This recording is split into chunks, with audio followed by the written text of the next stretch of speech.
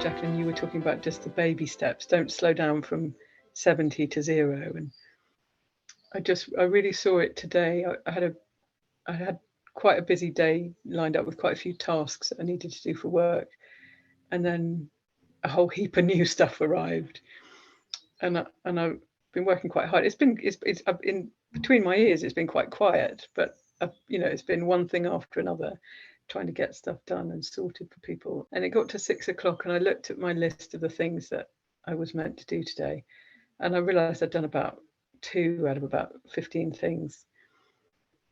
And I went straight to, oh well, I just got to do them now, even if I have to stay up till midnight. And then I had the thought, no, I've worked all day, I've done my bit, I've earned my pay. And I looked at the list and I thought, maybe those things will get done. There was one thing that I had to do today, so I thought, well, I'll do that one thing that it really will have an impact on other people if I don't.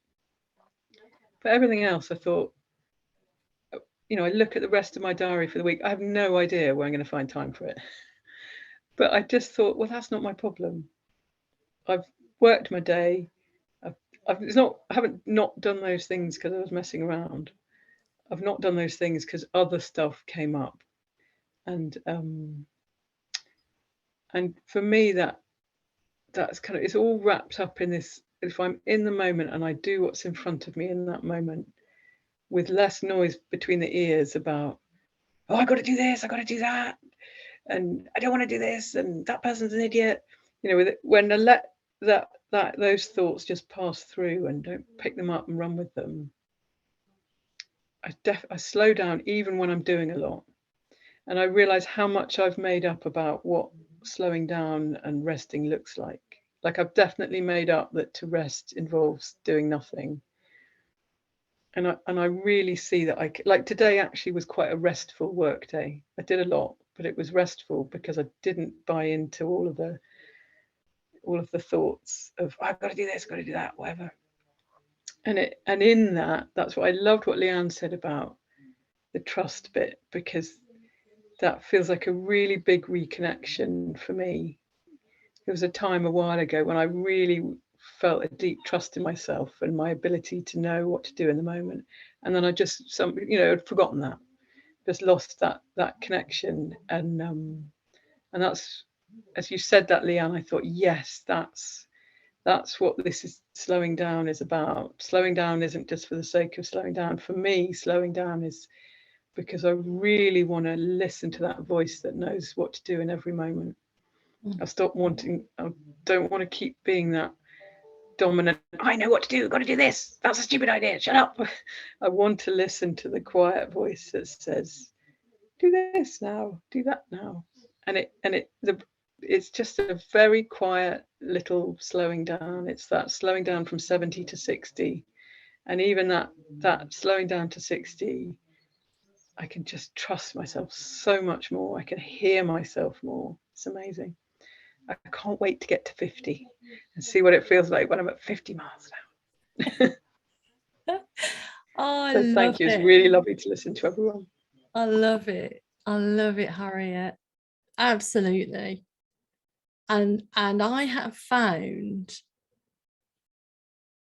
that voice does really tell you what needs to be done next. I'm almost embarrassed, with 12 years in the game. I'm almost embarrassed to say that I think that I had some sort of attitude of, well, yeah, it'll tell me, but while I'm waiting for it to tell me, I'll get on with this stuff. Almost, there's something like that was going on.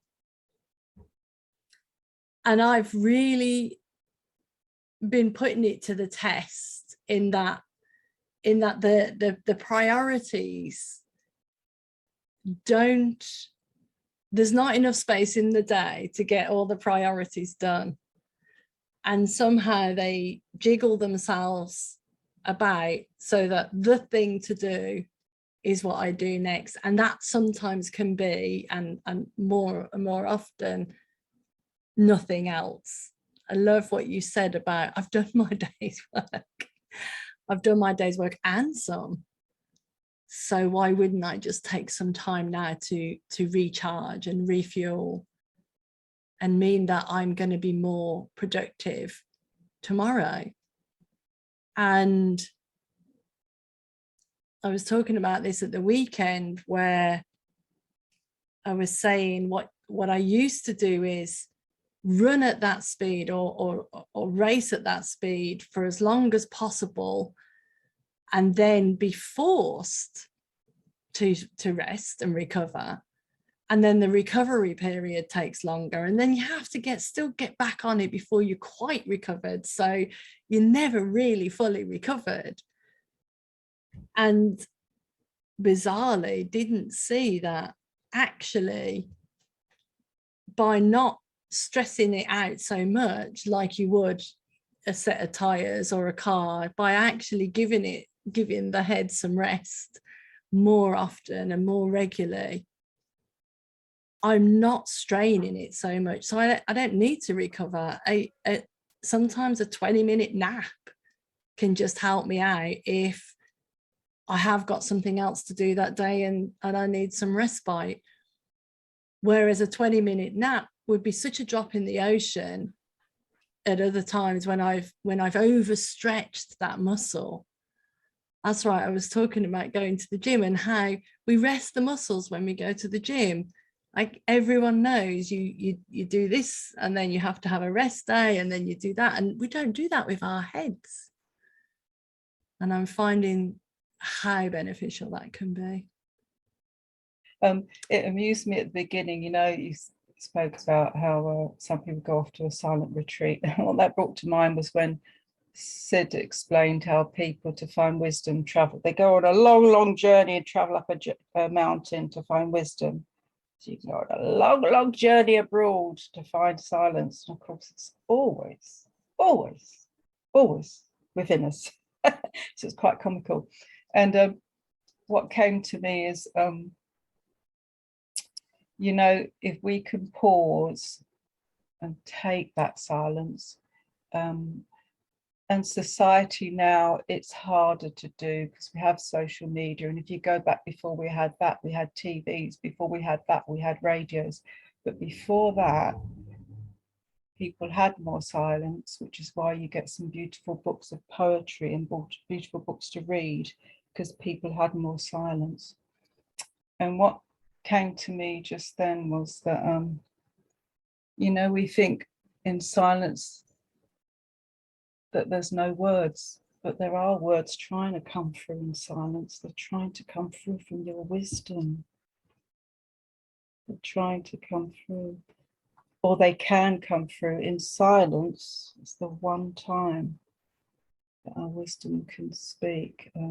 But I do get it, because we're in a society, and certainly working with students with ADHD and autism who can be quite uncomfortable with silence and thoughts in their head. But if the whole of this Western world can pause and have silence, we'd hear the most powerful words speak to us from our wisdom. It's beautiful to listen.